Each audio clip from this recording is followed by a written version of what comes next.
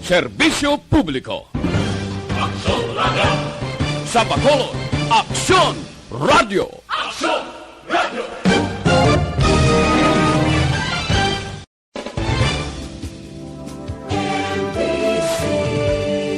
Manila Broadcasting Company. Sa balita, komentaryo, isyu, serbisyo publiko. Aksyon Radio! Sa Bacolod, Aksyon Radio. Aksyon Radio!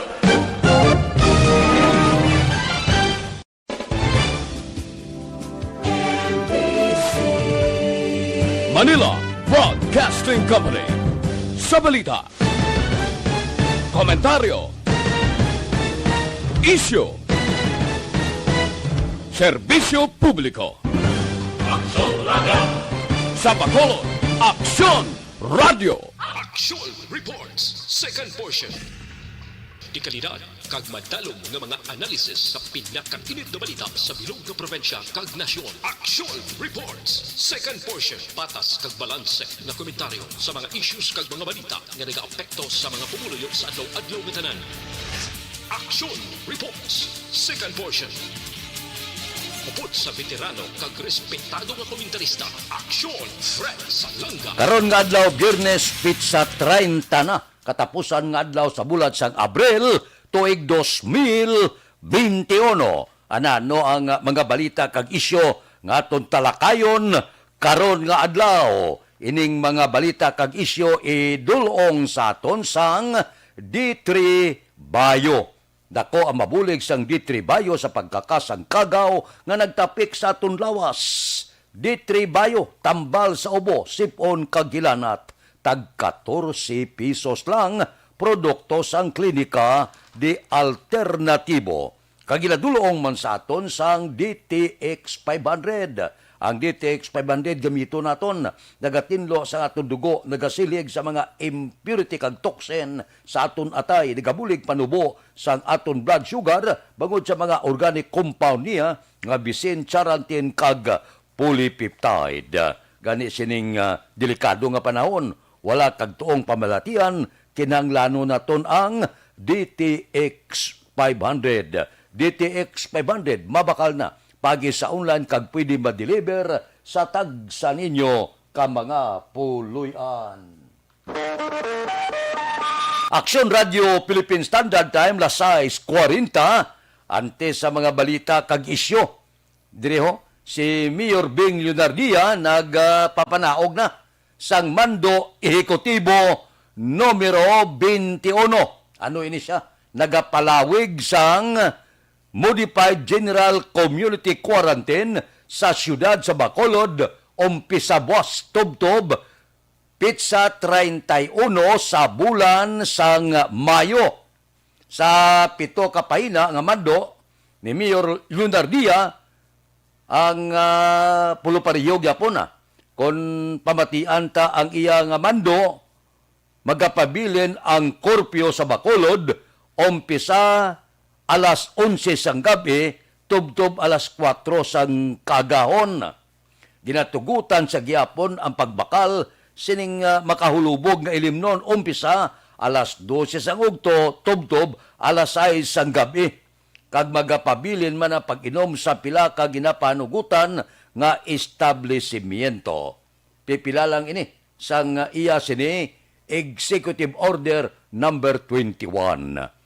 Amuning pila ka mga bagay nga daw ginagot-gotan sang probinsya, nga daw wala bla gaupod ang syudad sa Bacolod sa mga ginapatuman nga pila ka mga pagsulundan. Tigaling halin sa una amo gimaniya mo, may kaugalingon nga pulisa ang syudad sa Bacolod. Wala man niya gabutar ang Bacolod sa probinsya, kag ang probinsya wala man niya gabutar sa Bacolod. May ara man niya gobernador ang probinsya nga naghahimo sang pulisa, may ara man niya alkalde ang syudad sa Bacolod, kag mga konsehal nga nagahimo man sa mga pulisa santo sa kinanglanon sang syudad. Galiting korpo yo, hindi ka pwede kadungan kay gayo yang negosyante mo. Nga kung mahimo, himoon alas 11, gayo pa alas 12 para mabuhi-buhi man ang negosyo. Tiiyan na iya sa syudad sa Bacolod. Kung ginarespeto naton ang mga pulisa sa probinsya, dapat respetuhon man ang pulisa sa syudad sa Bacolod. Dire kang nagkonflikto.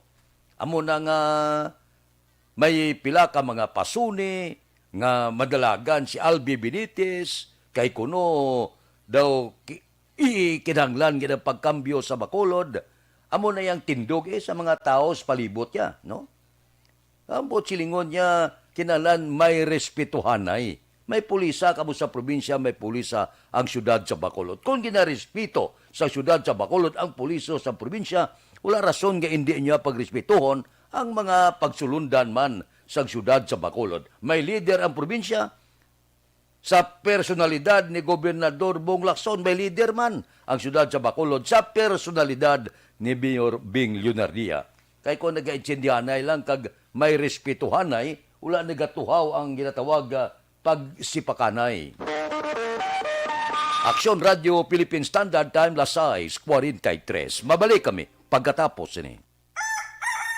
Bakit kailangang magpabakuna? Bakit nga ba vaccination? Ang pandemyang ito ay kumuha ng maraming buhay at patuloy pa nitong nilalagay sa peligro ang buhay ng nakakarami. Pinahina din nito ang ating ekonomiya at maraming Pilipino ang nawalan ng trabaho dahil dito. Sa pagkatuklas ng bakuna laban sa COVID-19, nagkaroon tayo ng oportunidad na malabanan ang pandemyang ito. Sa tulong ng mga bakuna, ay may iwasan natin ang sintomas ng impeksyon at posibleng maiwasan din ang malalang impeksyon at matigilan ang pagkalat nito. Gayunpaman, gaya ng iba pang mga bakunang ginagamit sa nagdaang dekada, ang abilidad nitong protektahan ang ating komunidad ay tataas lamang kung hindi bababa sa 70% ng ating populasyon ay bakunado. Halimbawa, kung ang iyong barangay ay mayroong 100,000 katao, hindi dapat bumaba sa 70,000 ang dapat mabakunahan upang matiyak na proteksyon ang buong komunidad. Kaya ating tandaan, ang pagbabakuna ay hindi lamang para sa iyo o sa iyong pamilya. Ito ay para din sa iyong barangay, lungsod at probinsya. Tara, sa Vida Vaccination! Aling mga bakuna ang gagamitin sa Pilipinas? Sa ngayon, may limitadong supply ng bakuna sa buong mundo. Sa katunayan, halos 80% ng stock sa buong mundo ay nabili na ng mga mayayamang bansa. Dahil dito, walang iisang kumpanya ang maaaring mag-supply ng 110 million na bakuna sa Pilipinas, kaya naman nakikipag-usap ang ating gobyerno sa 7 manufacturers.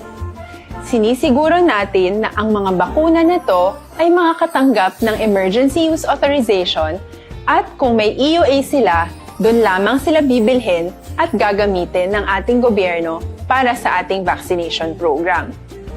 Nagbibigay ang EUA ng assurance o katiyakan na ang bakuna ay dumaan sa masusing pagsusuri at nirerekomenda ng mga independent na eksperto sa atin. Hindi mo rin kailangan mag-alala. Ang bakuna laban sa COVID-19 ay hindi magbibigay sa iyo ng COVID na sakit. Tara, sa Vida Vaccination! Magkano ang babayaran ko para mabakunahan? Ibibigay ng gobyerno ang bakuna ng libre. Wala kang dapat bayaran para magpabakuna. Tara, sa Vida Vaccination! Sino ang unang makakapagpabakuna?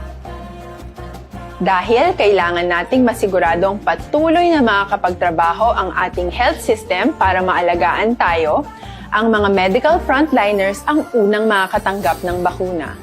Susunod dito ay yung mga eligible na senior citizens dahil sila ay nasa greatest risk ng severe infection o kamatayan. Alam natin ito dahil sa ating lokal na datos na mas mapanganib ang COVID-19 sa mga matatanda. Ang pagkakasunod-sunod na kung sino ang unang makakatanggap ng bakuna ay natukoy sa tulong ng mga eksperto. Tara, sa Vida Vaccination! Kailan at saan ka dapat magpabakuna? Ang inyong national government ay nakikipag-ugnayan sa mga lokal na pamahalaan upang maihatid ang bakuna sa inyo. Ang lokal na pamahalaan or LGU nyo ang maghahanda ng pagpaparehistro at pag-ayos ng schedule ninyo sa pagpapabakuna. Mangyaring abangan ang anunsyo at instructions na magmumula sa inyong mga mayor or governors ukol dito. Tara sa Vida Vaccination! Ano ang kailangan mo bago magpabakuna? Habang hinihintay natin ang pagdating ng mga bakuna, kumuha lamang ng impormasyon sa mga mapagkakatiwalaang sources. Magtanong lamang sa mga licensed medical professionals ukol sa wastong pagbabakuna para sa COVID-19. Matuto rin tayong mag-verify ng ating mga nababasa o naririnig. Tanging tamang impormasyon lamang ang makakapaggabay sa atin sa ating desisyon na magpabakuna.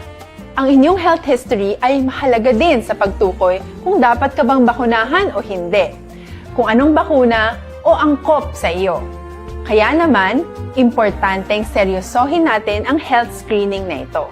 Magpakita sa araw ng inyong screening at ideklara ang inyong complete health history, gaya ng allergies o mga... Labay man ang akon ginapasalamatan gid ang tanan-tanan nga nagbulig sa nahulaan naton nga mga kauturan sa asod-asod nga sunog nga nagluntad dire sa syudad sang Bacolod.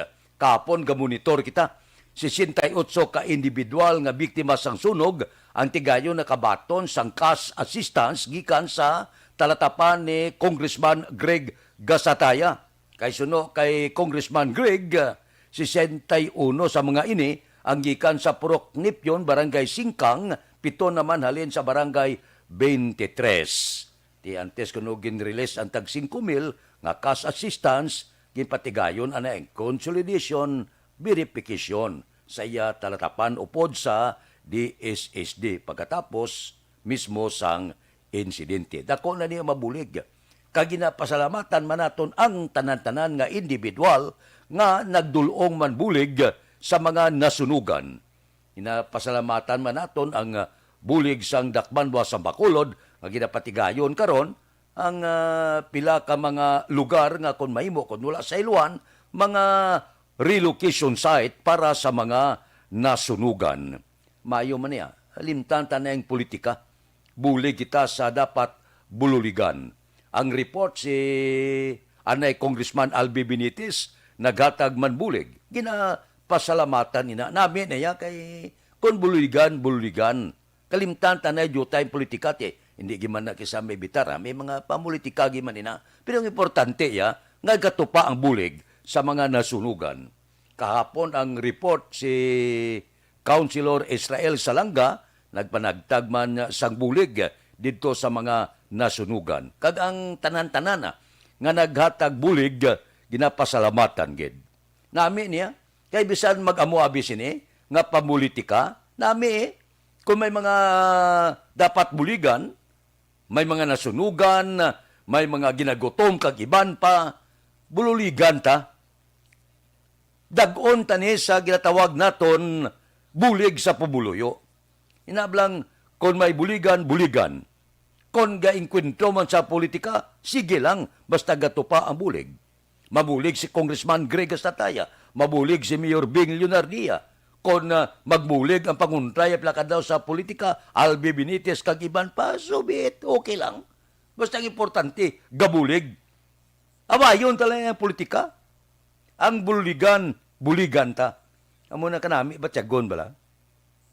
Nga kung ang tanan gabinuligay, ang tanan may kabalaka, luwas sabi ko may mga intensyon, giman sa politika, ti inyo na ya.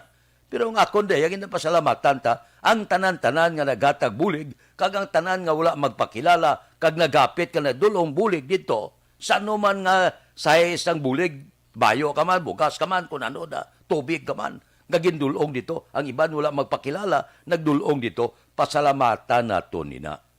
Sa tion sa pagkinanglan, buligan ta.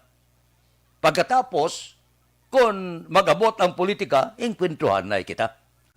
Waswasan na lang kita. Pero kung bululigan, buylugan tatanan. Aksyon Radio Philippine Standard Time, las 6:52. Mabalik kami pagkatapos ini. Linib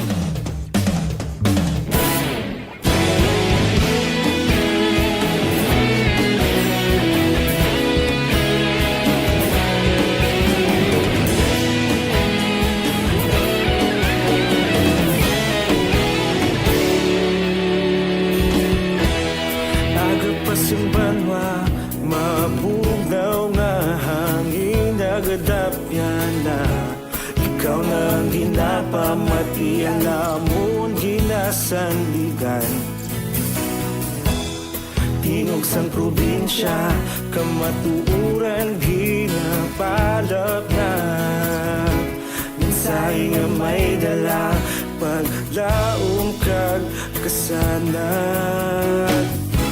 Tinuig na nagligan, ikaw gihapon ang ako nga istasyon. Sa pagbudlak sang adlaw, sa pagtuhaw sa biton, mga balita nga dala inspirasyon.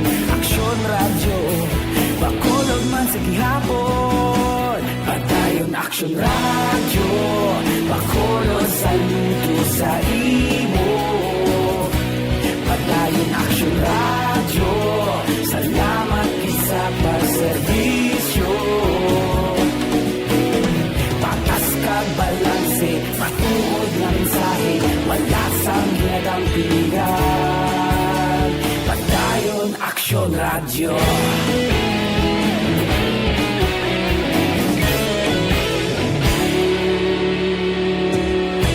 Pagkulong kag negrosanon, inyong pamatian.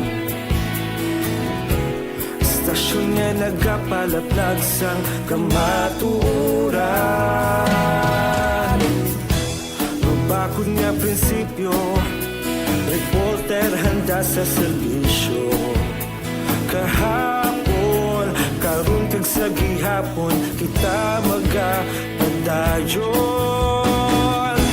Tinuig na nagligan, ikaw gihapon ang ako nga istasyon. Sa pagbutlak sang adlaw, sa pagtuhaw sang biton, mga balita na may dala inspirasyon. Aksyon radyo, bakolon man sa gihapon. Padayon Aksyon radyo, bakolon saludo sa imo. Padayon Aksyon radyo, salamat sa pagserbisyo. Patas kag balanse, matuod na mensahe, wala sa ginadampiligan. Padayon Aksyon radyo. Una sa balita, una sa aksyon, sa Bacolod Aksyon Radio.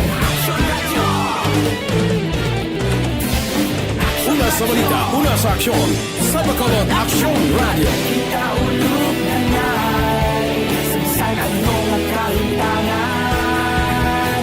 Responsable at pagbalita, pagdahil na italak na.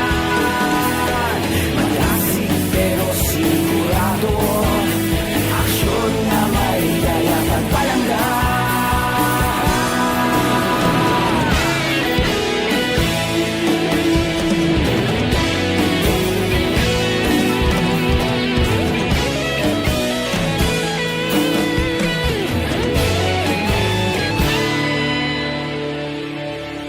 Padayon Aksyon radyo, bakolod saludo sa imo. Padayon Aksyon radyo, salamat gid sa pagserbisyo. Padayon Aksyon radyo, bakolod saludo sa imo. Padayon Aksyon radyo. Time la 6:56 sa iluhan tanay. Ining porte nga igo sang COVID dito sa India. Ang ginaigo sang COVID kag ang hilibion sang pamilya nga nadulaan sang pinalangga sa kabuhi nagadulungan. Ang talangison kag pagngoy-ngoy sang pila naton ka mga kauturan dito sa India. Nagligad nga mga sinimana ang napatay tagsa kaadlaw 2,000. Mapati kamo ang report kahapon halin sa Health Ministry. Gin-report nga sa isa lang kaadlaw 3,293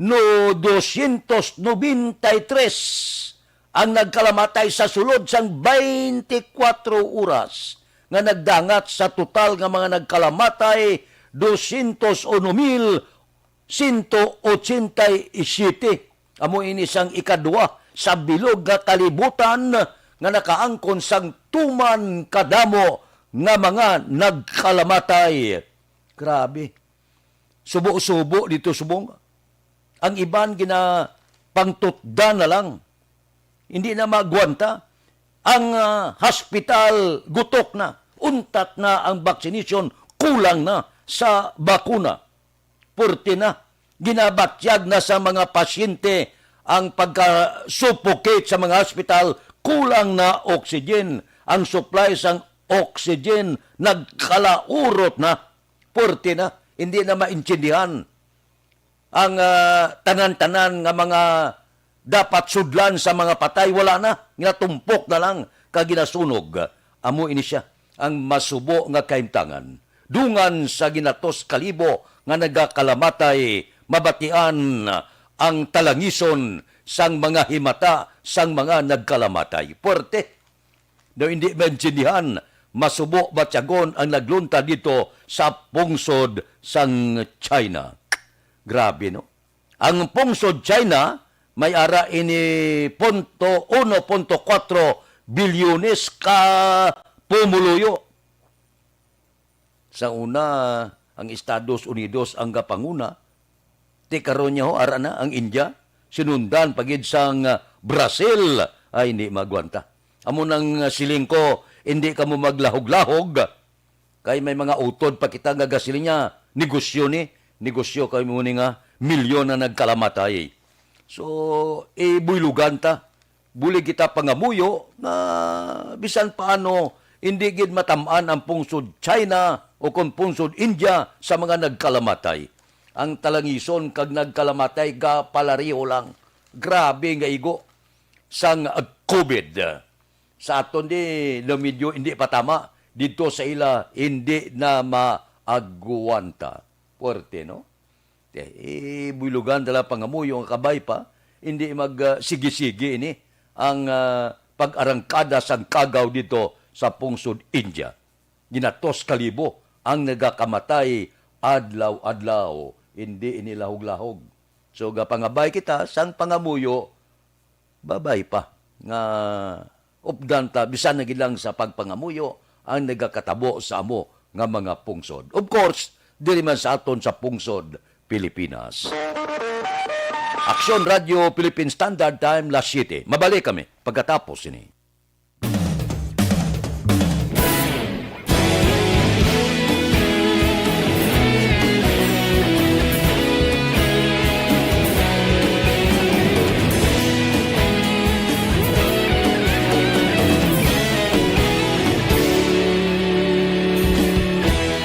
Agapasing banwa, mabugnaw nga hangin nagadapyan na. Ikaw na ang ginapamatian namon ginasandigan. Tingog sang probinsya, kamatuuran ginapalap na. Mensahe nga may dala, paglaom kag kasanat. Tinuig na nagligan, ikaw gihapon ang ako nga istasyon. Sa pagbudlak sang adlaw, sa pagtuhaw sang biton. Mga balita nga dala inspirasyon. Aksyon radyo, bakolod man sa gihapon. Padayon aksyon radyo, bakolod saludo sa imo. Padayon aksyon radyo, salamat isa pagserbisyo.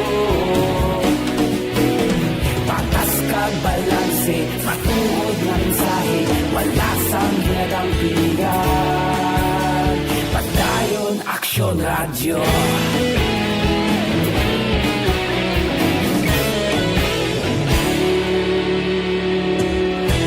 Pagkulong kag negrosanon, inyong pamatian. Istasyon nga nagapalaplag sang kamatuuran.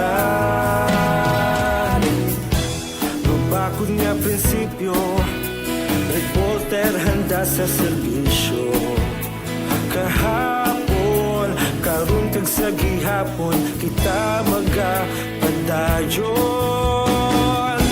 Tinuig na nagligan, ikaw gihapon ang ako nga istasyon sa pagbutlak sang adlaw sa pagtuhaw sang bituon. Mga balita na may dala inspirasyon. Aksyon radyo, bakolon man sa gihapon. Madayon Aksyon radyo, bakolon saludo sa imo. Padayon Aksyon radyo, salamat sa pagserbisyo. Patas kag balanse, matuod nga mensahe, wala sang ginadampigan. Padayon Aksyon radyo. Una sa balita, una sa aksyon. Sa Bacolod, Aksyon Radio. Una sa balita, una sa aksyon. Sa Bacolod, Aksyon Radio. Kaulog na ngay, sinsan ang mga kalintangan. Responsable nga pagbalita, pagdayon nga italaknan. Malasig pero sigurado, aksyon nga may dalang pagpalanggan.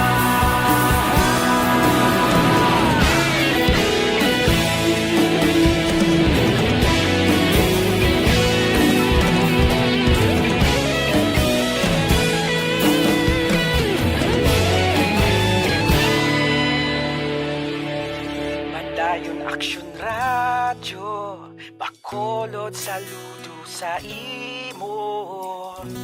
Padayon Aksyon radyo, salamat gid sa pagserbisyo. Padayon Aksyon Balita kag isyu nga aton gintalakay, ginadulong sa aton sang D3 Bayo. Standby na sa aton Aksyon Balita Morning Edition. Liwat magadulong sa aton sa mga balita lokal, nasyonal, international, sports kag artista. Upod kita kay Aksyon Boy Duran kag Aksyon Dorel Cabato. Aksyon Fred Salanga, una sa balita, una sa aksyon, sa Bacolod, Aksyon Radio.